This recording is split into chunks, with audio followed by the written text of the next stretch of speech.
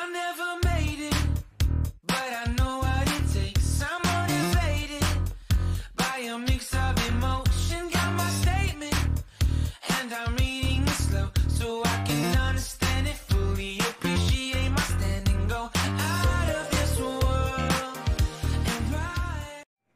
Hi friends, welcome to Sheila's 5 Stars Kitchen. இன்னைக்கு நம்ம கிச்சன்ல என்ன பார்க்க போறோம்னா மீன் கட்லெட் பார்க்க போறோம். Fish cutlet. மீனும் உருளைக்கிழங்கும் வச்சு நம்ம கட்லெட் பண்ண போறோம். அது எப்படி செய்யலாம்னு வாங்க பார்க்கலாம். அதுக்கு முன்னாடி நம்ம சேனலை சப்ஸ்கிரைப் பண்ணி வெச்சுக்கோங்க. கூடவே இருக்கிற பெல் ஐகானையும் பிரஸ் பண்ணி வெச்சுக்கோங்க. Thank you friends. இப்போ மீன் கட்லெட் பண்றதுக்கு நான் வந்து சங்கரா மீன் வந்து 1/2 கிலோ க்ளீன் பண்ணி எடுத்து வச்சிருக்கேன். அதுல வந்து தலை வாலெல்லாம் எடுத்துட்டேன். தலை மட்டும் எடுத்துருக்கேன். வால்லாம் கூட கொஞ்சம் போட்டிருக்கு. இது வந்து 1/2 கிலோ மீன். 1/2 கிலோ மீன்னா இது எப்படி வாங்கணும்னாக்கா சின்ன சங்கரா வாங்காதீங்க. சின்ன சங்கரா வந்து லைட் பிங்க் கலர்ல இருக்கும். அது வந்து குழம்புல போட்டாலும் வறுத்தாலும் அது உடஞ்சு போயிடும். கட்லெட்டுக்கு வந்து சரி வராது.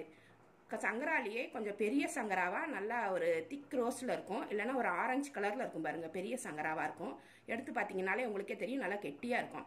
அந்த மாதிரி செலக்ட் பண்ணி எடுத்துக்கிட்டீங்கன்னா உங்களுக்கு கட்லெட்டுக்கும் நல்லா இருக்கும். குழம்பு வறுவல் எல்லாத்துக்குமே உடையாம இருக்கும். இப்போ நான் 1/2 கிலோ சங்கரா மீனுக்கு 1/4 கிலோ உருளைக்கிழங்கு எடுத்திருக்கேன். 1/4 கிலோவுக்கு ஒரு உருளைக்கிழங்கு அதிகமாகவே எடுத்திருக்கேன். அவ்வளோ போதும், கரெக்டாக இருக்கும். இதை உருளைக்கிழங்கை வேக வச்சு தோல் உரிச்சு மசிச்சு வச்சுக்கணும். இதை தண்ணியில் போட்டு கொஞ்சமாக மஞ்சள் பொடியும் கொஞ்சோண்டு உப்பும் போட்டு வேக வச்சுட்டு ஒரு 2லேருந்து 3 நிமிஷம் வெந்தாலே அது மீன் வெந்து போயிடும். அழகாக உடையாமல் இருக்கும்போதே எடுத்துட்டு ஆற வச்சு முள் இல்லாமல் எடுத்து உதிர்த்து வச்சுக்கணும். அதுக்கப்புறமா தான் நம்ம கட்லெட் எப்படி செய்ய போகிறோன்றதையும் பார்க்கலாம். இப்போ நம்ம தண்ணி கொதிச்சிட்டு இருக்கு. இதில் மீனை போட்டுடலாம்.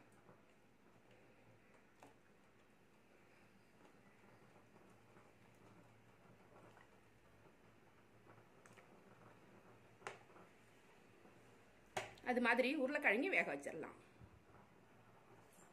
மீனுக்கு ஒரு 1/2 ஸ்பூன் உப்பு போட்டுருக்குங்க, போதும். அதிகமாக தேவையில்லை. கட்லெட் பிசையும் போது கொஞ்சம் உப்பு போட்டுக்கலாம்.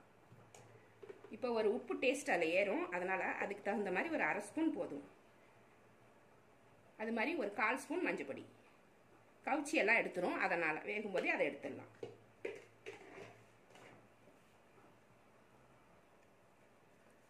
இதை லேசாக கலந்து விட்டுட்டு 2லேருந்து 3 நிமிஷம் வச்சா போதும். நல்லா வெந்து போயிடும். நீங்கள் சங்கரா மீனில் மட்டும் இல்லை, முள் இல்லாத மீன் எந்த மீனாக இருந்தாலுமே நீங்கள் கட்லெட் செஞ்சீங்கன்னா நல்லாயிருக்கும். தேங்காய் பாறை மீன், வஞ்சிர மீன், அது மாதிரி சூரை மீன் சூப்பராக இருக்கும். அது மாதிரி செலக்ட் பண்ணி எடுத்துட்டு முள் இல்லாத மீனை எடுத்து இந்த மாதிரி வேக வச்சு உதிர்த்து எடுத்துக்கோங்க. இப்போ மீனை வேக வச்சுருந்தோம். வேக வச்சு முள்ளெல்லாம் எடுத்துட்டு அந்த சத பகுதியை மட்டும் எடுத்து ரெடி பண்ணி வச்சுருக்கேன். அதை இந்த பவுலில் போட்டுக்கலாம்.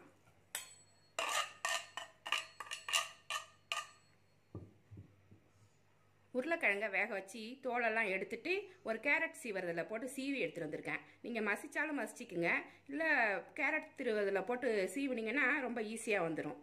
அதையும் இதில் சேர்த்துக்கலாம். கொஞ்சமாக தேங்காய் பூ போட்டுக்கலாம். ஒரு 1/2 மூடி துருவி வச்சுருக்கேன். அதில் எவ்வளோ தேவையோ உங்களுக்கு டேஸ்ட்டுக்கு தகுந்த மாதிரி போட்டுக்குங்க. ஒரு பெரிய வெங்காயம் பொடி பொடியாக கட் பண்ணி வச்சுருக்கேன். அதை சேர்த்துக்கலாம்.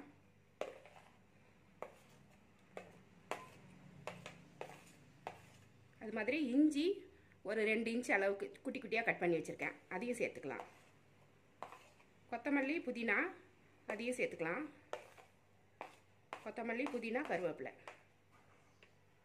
பச்சை மிளகா காரத்துக்கு தகுந்த மாதிரி நான் ஒரு 5 பச்சை மிளகா குட்டி குட்டியாக கட் பண்ணி வச்சுருக்கேன். அதை சேர்த்துக்கலாம்.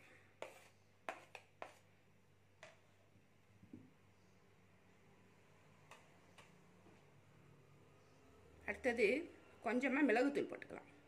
ஒரு 1/2 ஸ்பூன் போட்டுக்கிறேன் நான்.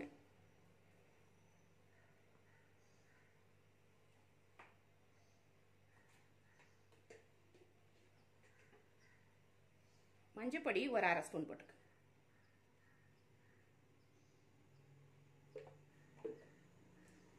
இது எல்லாத்துக்குமே சேர்த்து உப்பு தேவையான அளவு போட்டுக்கலாம். கொஞ்சம் மீனில் கொஞ்சமாக போட்டு வேக வச்சுருக்கோம். அதனால் நம்ம 1 ஸ்பூன் போட்டுட்டு டேஸ்ட் பண்ணிவிட்டு போட்டுக்கலாம். இல்லைன்னா உப்பு அதிகமாக போயிடும். இது இப்போ எல்லாத்தையுமே கலந்து கட்லெட்டுக்கு எப்படி செய்வோமோ அந்த மாதிரி பிசைஞ்சு வச்சுக்கலாம். பிசைஞ்சு வட்ட வட்டமாக வடை மாதிரி தட்டி வச்சுக்கலாம். இல்லைனாக்கா உருட்டி கூட எடுத்து வச்சுக்கலாம். நம்மளுக்கு எந்த மாதிரி உங்களுக்கு ஷேப் பிடிக்குதோ அந்த மாதிரி எடுத்து வச்சுக்கலாம். இது எல்லாத்தையுமே கலந்து பிசைஞ்சிடலாம்.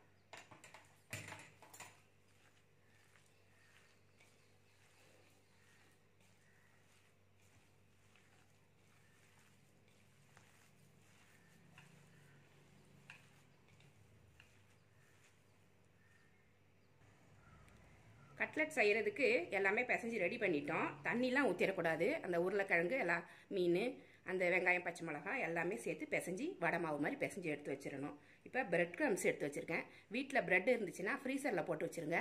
நல்லா அது கிறிஸ்பி ஆகிடும். அதை மிக்சியில் போட்டிங்கன்னா அதான் பிரெட் க்ரம்ஸ் நம்மளுக்கு ரெடி ஆகிடும். அது மாதிரி 3 முட்டை அடித்து வச்சுருக்கேன். இதில் லைட்டாக உப்பும் மிளகுத்தூளும் போட்டுக்கலாம். முட்டைக்கு கொஞ்சமாக உப்பு போட்டுக்கலாம். ஒரு பிஞ்சு மிளகுத்தூள் போட்டுக்கலாம். சும்மா ஒரு டேஸ்ட்டாக இருக்கும். அதுக்காக அதிகமாக போட தேவையில்லை. ஏன்னா அந்த மசாலா மீன் மசாலாவில் நிறைய உப்பு போட்டு எடுத்து வச்சுருக்கோம். அப்புறம் இதுலேயும் கொஞ்சம் உப்பு அதிகமாக போயிடுச்சுன்னா உப்பு அதிகமாக தெரியும். இதை நல்லா கலந்துடணும். கலந்து ரெடியாக வச்சுக்கோங்க. எண்ணெய் கொஞ்சமாக எடுத்து வச்சுருக்கேன். எண்ணெயை கையில் இப்படி தடவிட்டு ஒரு பால் மாதிரி எடுத்துக்கணும். இந்த மீன்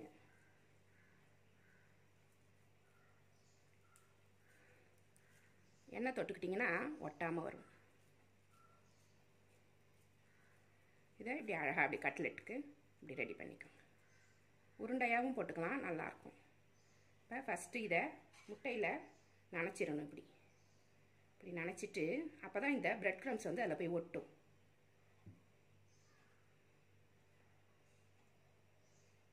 இதுவாக உடையாமல் பரட்டிக்கோங்க. பரட்டிட்டு கொஞ்சமாக லேசாக உதறிடுங்க. எக்ஸ்ட்ரா இருக்கிறது கொட்டிடும். அதுக்கப்புறம் எடுத்து ஒரு பிளேட்டில் வச்சுக்கலாம். திரும்ப எண்ணெய் தடவிக்கலாம்.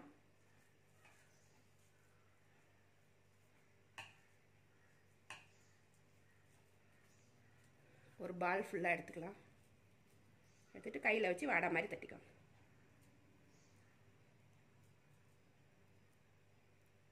அழகாக ஷேப் பண்ணி விட்ருங்க. ரொம்ப மெலிசாக தட்ட வேண்டாம், உடஞ்சி போயிடும். அழகாக கட்லெட் எவ்வளோ திக்னஸ் இருக்குன்னு நம்மளுக்கு தெரியும்ல, அந்த அளவுக்கு பாருங்கள். இந்த மாதிரி எடுத்துக்கோங்க, ஷேப் பண்ணிக்கோங்க. முட்டையில் லேசாக முக்கிட்டு ஒரு டிப் பண்ணிவிட்டு பிரெட் க்ரம்ஸில் போட்டுக்கலாம்.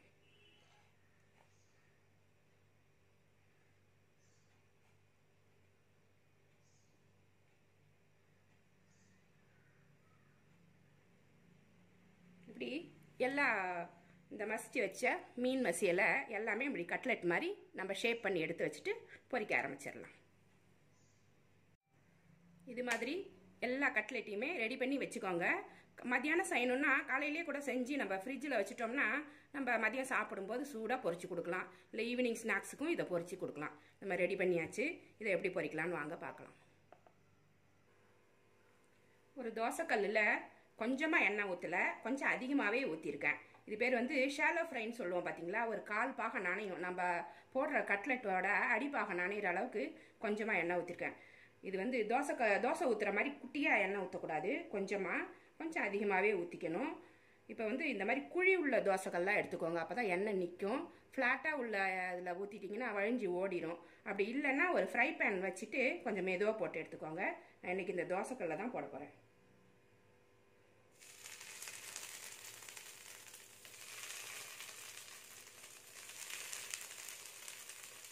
கொஞ்சம் மீடியம்லேயே வச்சுக்கோங்க.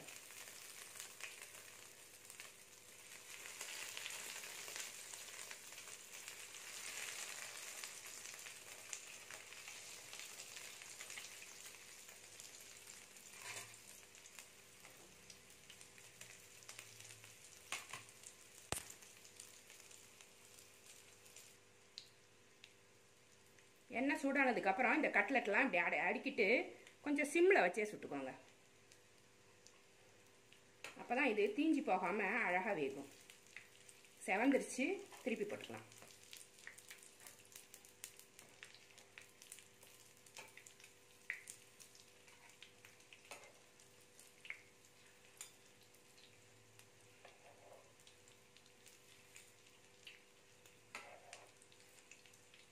சிம்மில் வச்சுக்கிட்டா தான் கலர் மாறாமல் அழகாக வரும்.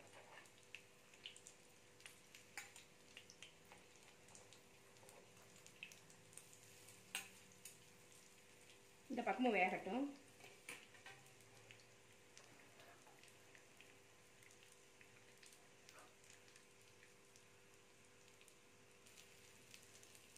இப்போ இன்னொரு பக்கமும் வெந்துருச்சு. இதை எடுத்துடலாம். உள் பக்கமாக நம்ம போட்ட மசாலாலாம் ஏற்கனவே வெந்துருச்சு.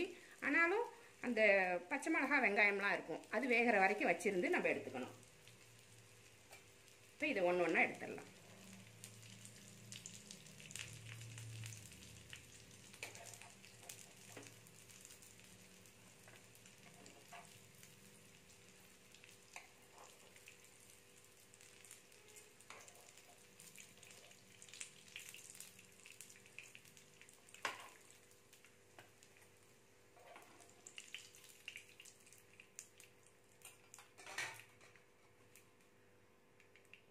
அடுத்ததையும் போட்டுருவோம்.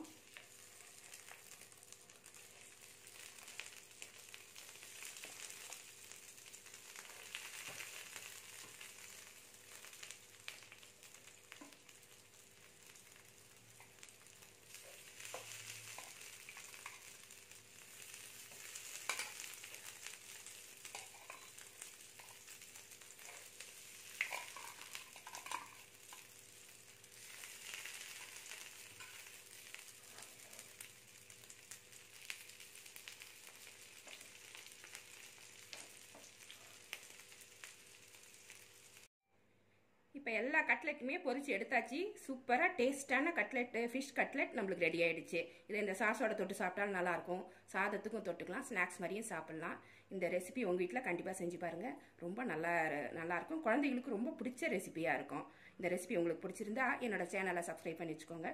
கூடவே இருக்கிற பெல் ஐக்கானி ப்ரெஸ் பண்ணி வச்சுக்கோங்க. இவ்வளோ நேரம் என்னோட வீடியோவை பார்த்தா எல்லாருக்குமே நன்றி. Thank you friends.